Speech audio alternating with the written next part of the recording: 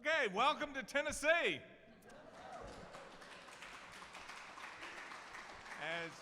As one of our patron saints, Minnie Pearl would say, I'm so happy to see everyone tonight. She would say it in a much louder way than I did. So we're in a sort of enclosed space. We're not in the Grand Ole Opry House where she could beller that out and still pin you to the wall. But nevertheless, glad that the Decorative Arts Trust is in this state, and particularly here in the mid-state, and glad that so many people have come to see what's been going on in Tennessee over the last, let's say, 15 years. And that's really the focus I want to give on tonight. We're still in a discovery mode, and those of you who went on the Sumner County tour today probably sensed that. We are still finding out a lot about the state's craft and crafters and what that might mean. I think this is a real fertile time to be working in this state because we're uncovering new objects, new sources, and trying to combine that all together. This first image I have up is of a property in Upper East Tennessee that was mothballed 40 years ago because of a TVA project. TVA thought they were going to build a nuclear power plant out near this place. So the family just sort of mothballed it, and then, as happens with me, I get that email message that says, I've been told that you might want to look at what we've got. So, okay, and you sit there and do the math and say, well, that's 4.5 hours away. Okay, that's not too far. We'll come. And yeah, underneath a cloth was this wonderful mid-19th century sideboard. And the family's reaction was, well, yeah, you think that's important? Yeah, could be. Could be. And then to give them credit, and I'll talk more about this later, they let my students start to study the property. So they've been again, Tennesseans are great as far as being open and hospitable to my students. I will always be blessed for that reason. And my point tonight is you're coming within this sort of remarkable decade of major change in the state's history, infrastructure. I hate to use that word, but that really is sort of what you're going to be encountering. Because tomorrow, when you go to the Tennessee State Museum, that only opened in 2018. It had been discussed as a need for the state basically ever since I came back to the state in the mid-1980s. When they opened up the sort of modern state museum 10 years earlier, it was like, okay, we know this is a start, we need to go farther. Well, I think you'll see tomorrow in the collection and in the museum, they have started to go much farther than what we ever thought was possible. I mean, not only are they putting important objects into dialogue with each other, like a chair from Dick Pointer from Williamson County. He was an African-American furniture maker. In fact, his whole family were furniture makers and specialized in ladder-back chairs because that was something that was very popular and they could sell. And you put that in dialogue with a pot from Christopher Hahn, who, decorative art scholars have loved his work for a long time. But then those of us of a more historical mind say, well, Hahn lost his life in the Civil War as one of the bridge burners, trying to stop the Confederate invasion of his part of the state. Because East Tennesseans will tell you it was a Confederate invasion of our state. They really wanted to stay with the Union. So you get these themes of craft, emancipation, fighting for freedom, and they're all wrapped up in objects like that you'll see at the State Museum. And you will see, of course, the major Tennessee furniture exhibit that opens tomorrow.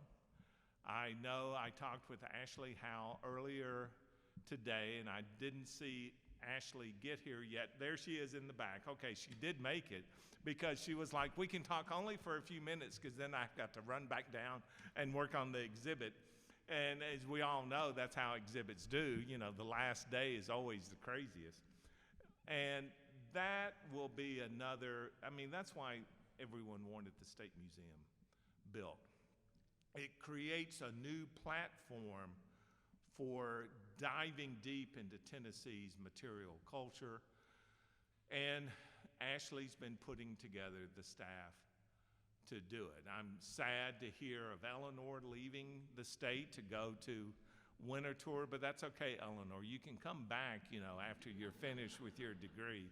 I think that would be really good for the state and probably for you. There's so much here to work with. So, you'll see the furniture, but then make sure you look at the art installation and how they have broadened Tennessee's sort of image of itself. I think that's a really strong component of the new museum as well. And then they strive hard to connect you to the stories of the makers. Instead of just showing objects and we admire them for their beauty, they go deeper and start to tell the stories of makers like John Bugner from the Nolichucky Valley. And story is really where I think a lot of our work is suddenly going. And I give great credit to Dr. Tiffany Moman, who I know you will hear from on Sunday, and her colleague, Dr. Torin Gaston, and a host of others, including Dr. Victoria Hensley, now at Vanderbilt University. These were 3 graduate research assistants of mine. And, one went to Swanee, one went to UNC Greensboro, and one's at Vanderbilt. But they still wanted to collaborate and bless the Decorative Arts Trust for giving them the wherewithal to collaborate on the Black Craftsman Digital Archive. It will be years in the making. Everyone knew that to start with. This is a major project to try to identify Black crafters across the South. Their early work, we did help to start that with the Tennessee work, but there's so much more to do, and I'm not going to talk much about that project because I'm going to let the experts talk about it on Sunday. But that's a real important development that's also taking place that will be national, but it's based here in Tennessee. And I'm so proud of those guys for doing that. But that's not the only sort of experiment or initiative, whatever word you want to use, that we have used on digital history. The Black Crafters database is going to be document-driven and object support. This group of students that have been behind this, these are the guys that are pushing these digital collections. And, that's going to be a sub-theme to this. Not only do you have new institutions, you have a new generation, and it's time. I know that this is a point I've been making to all of my former graduate assistants and students across the country, actually, but particularly here in this state. All good things will come to an end, and it's time for you guys to take charge. So the digital archive is one of the ways they're taking charge of those projects. But our first initiative goes back to a partnership with Vanderbilt University. And I was so glad to see the name tag of Celia Walker here today because she was crucial on the Vanderbilt end getting this partnership underway. And it was to study the Civil War through art and particularly the decorative arts. And everyone was like, oh, well, you can't talk about the Civil War through craft and art and music. Well, of course you can. And maybe that's another way to get people to realize history is so important, and this period in Southern history is so important. So Celia was the Vanderbilt person. The person on my end of the project was Dr. Susan Knowles. She was an established museum curator and librarian, and she made the mistake of coming back to get her PhD with me. And it was like, Susan, you're really talented. We need to use that talent in many different ways. So she did, in helping to put together this digital exhibit, which is still online. You can enjoy it. And again, they're putting different objects in dialogue and talking about what the Civil War era meant to craftsmanship. And again, Dick Pointer is someone that we have really highlighted because his objects are here in the state, and people have really started to appreciate his craft in the last 10, 15 years. But Susan wasn't done with that. She then decided to do her dissertation on something totally different, which was Tennessee marble. She was always be telling me, well, all of these major landmarks in Washington, D.C., the stone comes from Tennessee. And, you know, people need to understand that. People need to realize that. People need to understand the context of that.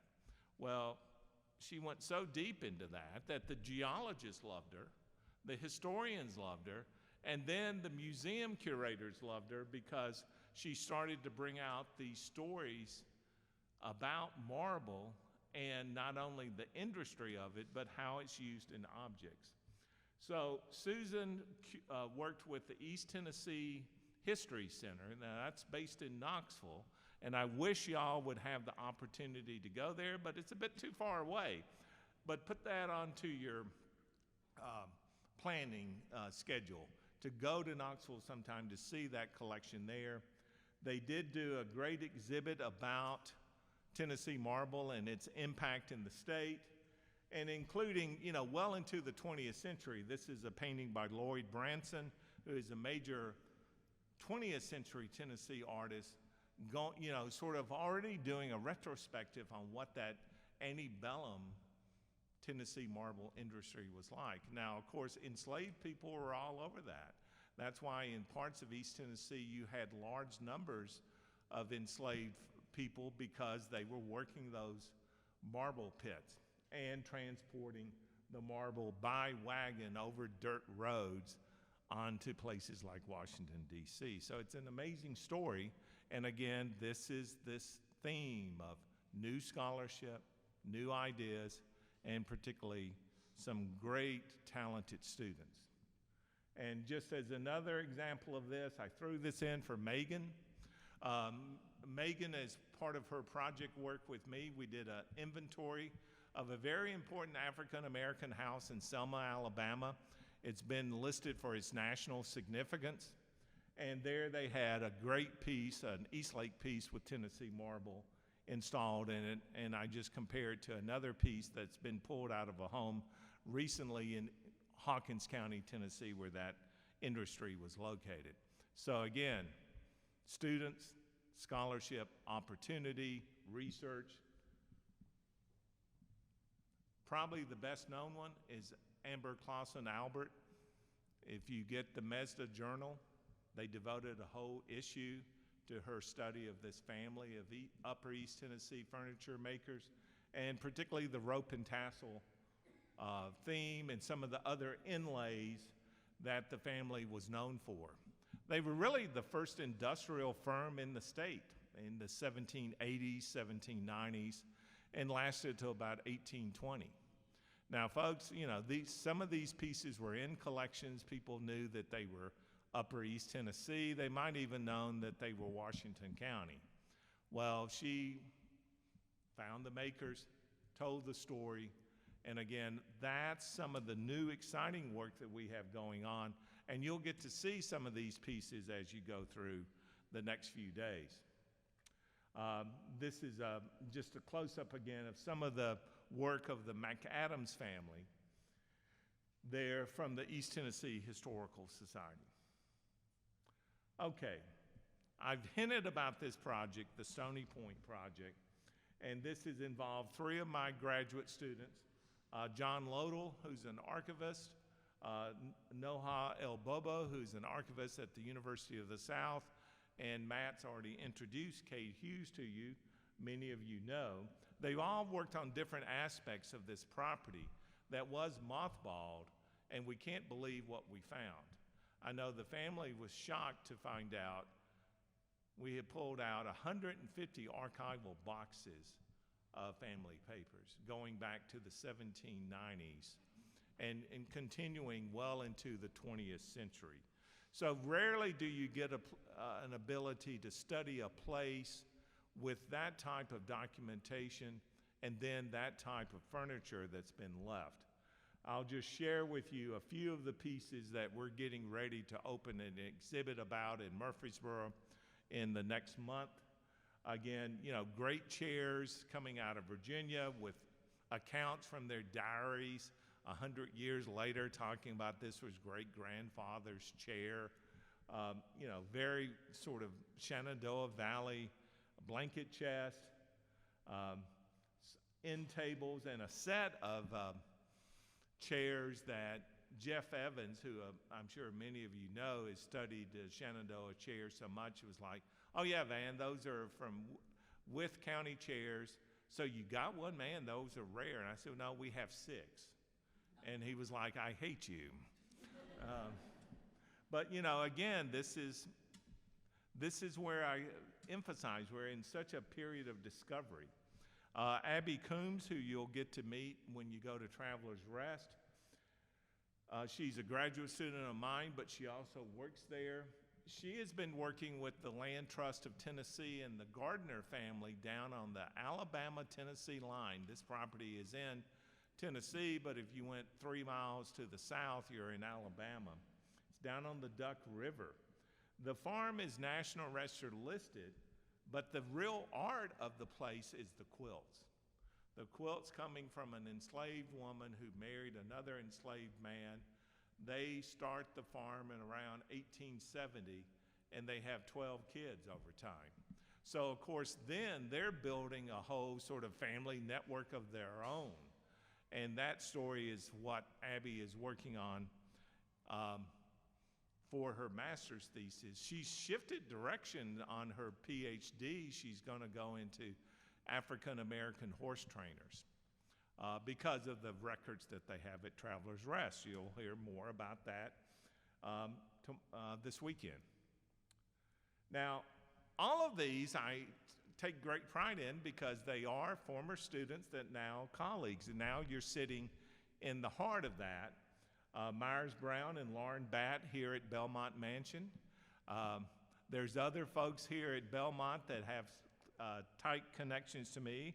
I would like to point out their former director for many years, Mark Brown. Mark is from MTSU too, but Mark was smart. He got done before I came. So, he has, he kept Belmont from getting demolished, guys.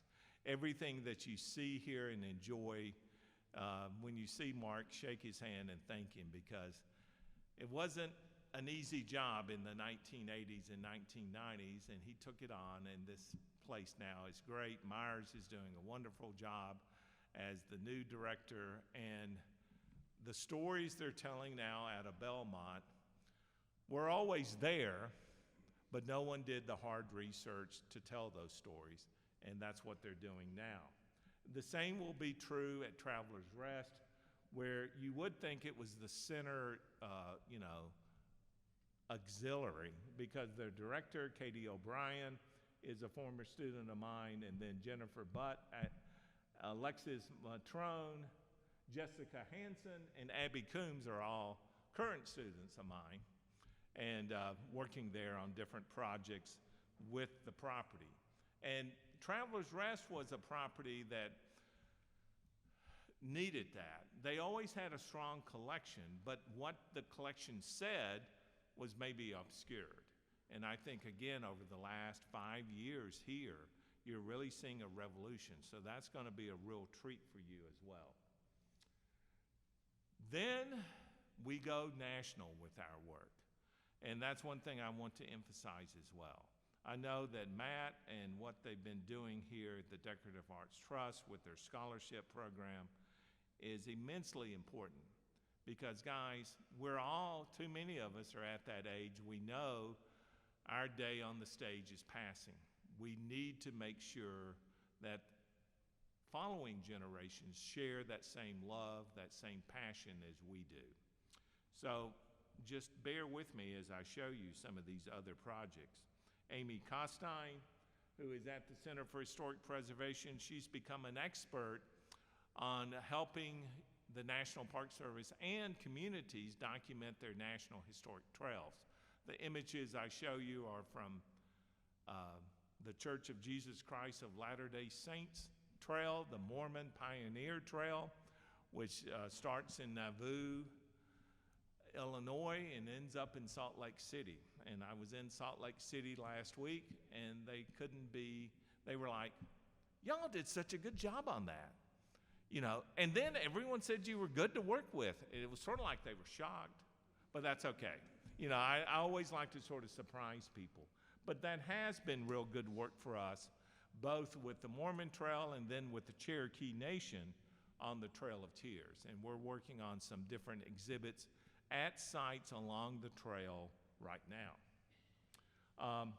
Then within the immediate region, John Lodell again and Dr. Lydia Simpson combined talents to put together the Rutherford County Courthouse Museum. Now, you won't get to go to Murfreesboro, but you probably want to go see this installation. It's only 3 rooms in a 1859 courthouse, but it's got a real emphasis on Rutherford County-made pieces from 1820 to about 1870. And a lot of this came from one donor, and then once people heard that that donor was doing something, suddenly we had other major pieces. And what I take particularly pride in is the sort of outpouring of pieces in families' hands from the Tennessee painter Washington Cooper. Now, neither of these paintings are well known. One is of his sister. We think that's a painting made after death. And then the others are 2 sons of the wealthiest antebellum planter in the county, David Wendell. So those came to us through the museum, and we thought it was important because this is where Washington Cooper first trained as a painter. He wrote about this. It was on the square in Murfreesboro. So now these paintings are back on the square, and they're the first time people in Murfreesboro could actually go to the square and see paintings of by Washington Cooper. So, trying to get audiences and new audiences engaged, that's been part of what's going on in Tennessee too. And, you could go on. I know you could have gone to the Tennessee Agricultural Museum that has a really strong sort of decorative arts collection, although they talk mostly about agricultural history.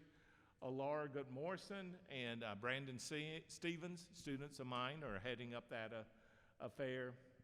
Over at Port Royal State Park near Knoxville, Amanda Smith has been working with David Britton to recreate the 1860 store interior. And Amanda had worked at the Tennessee State Museum before she came back to work on her PhD. And this whole thing of understanding commerce on what is no longer a frontier. Tennessee is not as far removed from being a frontier in 1860. No one had ever tackled that. So again, very innovative, very important work. So, what I've been emphasizing is, we're trying to tell bigger, more inclusive stories. We're trying to look beyond makers, but to look at everyone that touches an object. We're looking at the tie-in between our state's agricultural production, because the state was primarily agriculture until the 1980s, and its material culture. And then we're trying to understand those communication and trade networks that were set up, because Tennesseans are bringing in goods from all over the world, but particularly the East Coast and the Midwest. And then Tennessee goods are also ending up at a lot of places you wouldn't expect. So, there's just a lot of scholarly activity here that I think gets to the point. You can think of Tennessee in one way, but that's the way maybe we used to think about it 30 years ago. It seems to be much more of a center of exchange, both culturally and economically, than what anyone ever thought in the past. So, what is really then exciting, you add all of that sort of active new research in with what people and collectors have been doing quietly for the last 2 decades. On Tennessee Samplers, Jennifer Core put together a great exhibit that traveled the state about Tennessee Samplers, did an inventory, has all of that data. you know, great stuff. Hank Brockman has done something similar for all of our agricultural trophies. Again, agriculture is so important in this state, and you know, talking to Hank, I don't know, Hank, what was it, 10 years ago that we first talked about this, 10, 15 years ago, and he quickly, you know, convinced me that, yeah, that's true, that these trophies and objects associated with all of that are vitally important, whereas in the past people didn't see them as important. So thank you, Hank, for that good work. Tracy Parks, who's here, and you talked with him today throughout Sumner County. He's done really important work on Moses Crawford, and among other things. I just didn't want to list all of Tracy's stuff because you know Tracy. We could go on and on and on with everything that he's done. And then Daniel Ackerman's work on the Bergner family in the Nolichucky Valley. This is a piece from the Tennessee State Museum that you'll get to see tomorrow. And of course now, though, we have to sort of worry. Daniel has left the real South to go to Houston, Texas. And I know that that's you know, Texans will kill me because I know that's a Confederate state and that's real South too. But, you know, I just hated to see him leave our immediate vicinity to go conquer new worlds. But best of luck to him. Again, his work on the Bergner family has been very important. And you have Sam Smith and Steve Rogers' study of Tennessee potters, which somehow sort of still gets neglected. It's very important work from 2010. And all of that rests on this sort of early work that when I came back in the state in 1985 was either just being completed or had just been published on furniture, portraiture, and particularly the art and mystery of Tennessee furniture, which Tracy was part of. Dorita Coleman Williams was part of that, and then Nathan Harsh. And you know, that was our Bible for many, many years. And now we're taking that and pushing it into new directions. So what am I doing? Well, you know, this is a photograph of me when I first started at the center in 1985.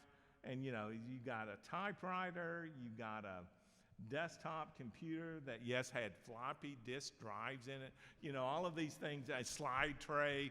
You know, this is how we did our work 40 years ago.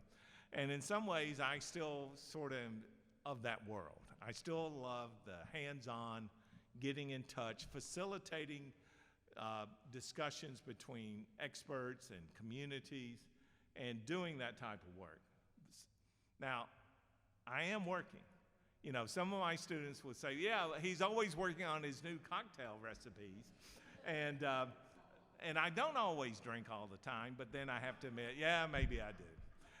Again, I think that's also part of the Tennessee experience.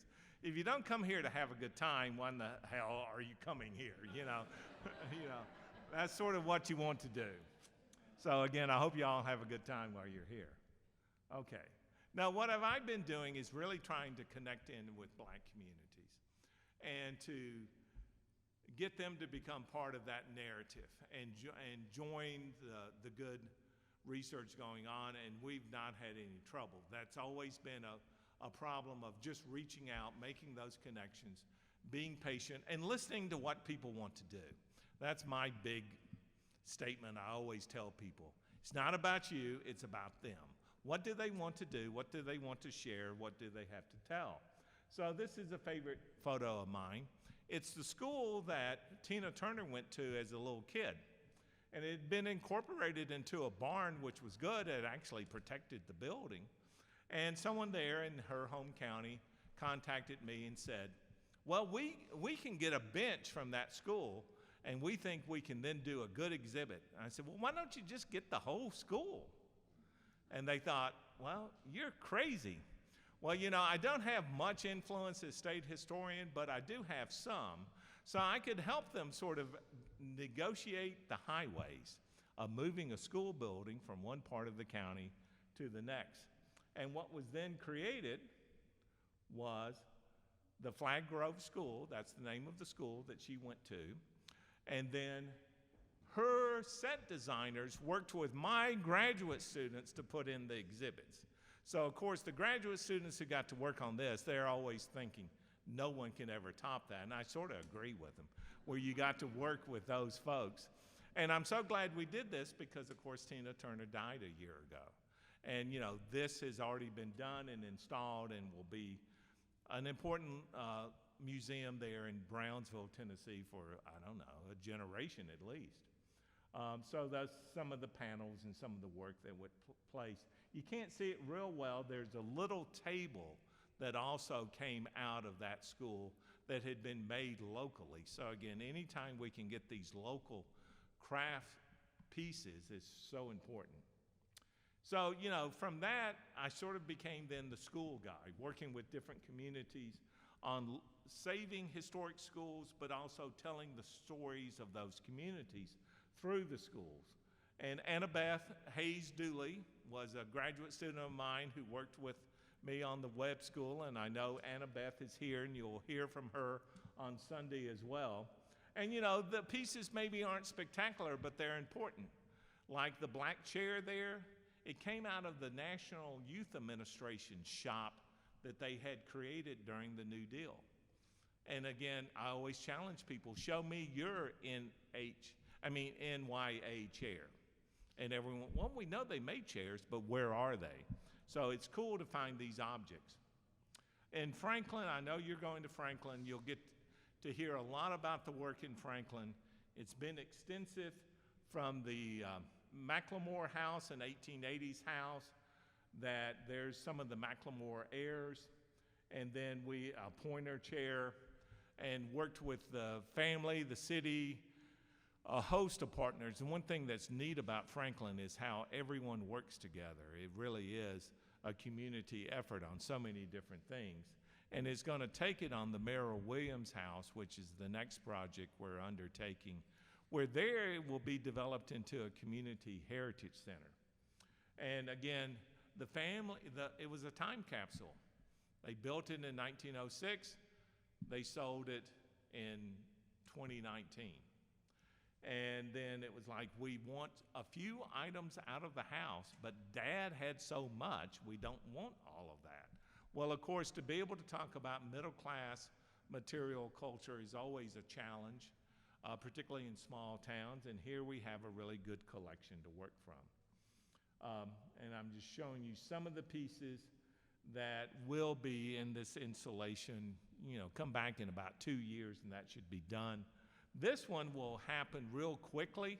The installation and the finishing touches to this farmhouse listed in the National Register should be finished up by the end of the summer. So again, the Carruthers Farm, the Macklemore House, the Merrill Williams House, suddenly you've got a whole story emerging in Franklin, because you've got Carrington, you got the Carter House, you have the Lotes House. Now you have that other side of the story, and it's really been interesting working with the different groups in Franklin to achieve that. Because, what you can find in some of these places are amazing, and what sometimes people leave behind are amazing. That charcoal drawing of the Carruthers Farms founders is just, I'm sad that it's torn. I'm sure that's probably why it was left behind. But I'm glad it was, because it shows you people of dignity and purpose, and they did make it. They owned their own farm in the Jim Crow period, which was very tough for black families to be able to accomplish. Okay, on to the 250th.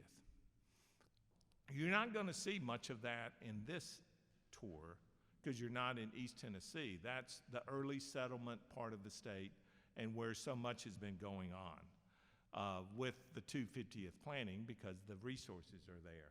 Rocky Mount is one of those places that actually has a pretty good collection of different items, particularly quilts and pottery that, okay, we have this stuff, we don't know what to do with them. Hey, that's our job. We'll try to help you get to that point. Another place is the Craig's Chapel AME Zion Church, where the Tennessee Conference of the AME Zion has decided that, well, for their 250th project, they want to turn the church into a heritage center. And I mean, just the wealth of photographs alone and just starting with them is a remarkable collection, and I think that will be a remarkable story too. So we're busy, and some people think I should be put into jail because of some of the themes I've been pushing and some of the ideas I have been, telling people, hey, it's about telling whole stories. It's about thinking of the state as a whole. It's about thinking of how we built our nation together. And if that's a crazy idea right now, throw me in jail. So in Franklin, they actually said, okay, we're going to throw you in jail. We have this whole backdrop, and we're going to put you in jail. But they haven't done so yet.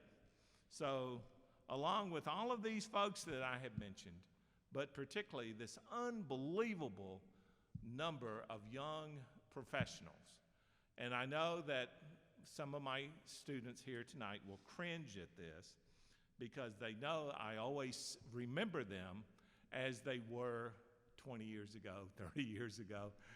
They still seem to be, to my mind, young professionals making their mark. But what a mark they have made. You're going to see their work in droves, and particularly starting tonight at Belmont Mansion. When you go upstairs, that's Mark Brown for many years, and then a host of folks since then, and now Myers Brown is in charge. So these guys have been really transforming our understanding of Tennessee history and the decorative arts, and all I can say is we're here to fight the good fight, and we'll continue to do so. Thank you very much.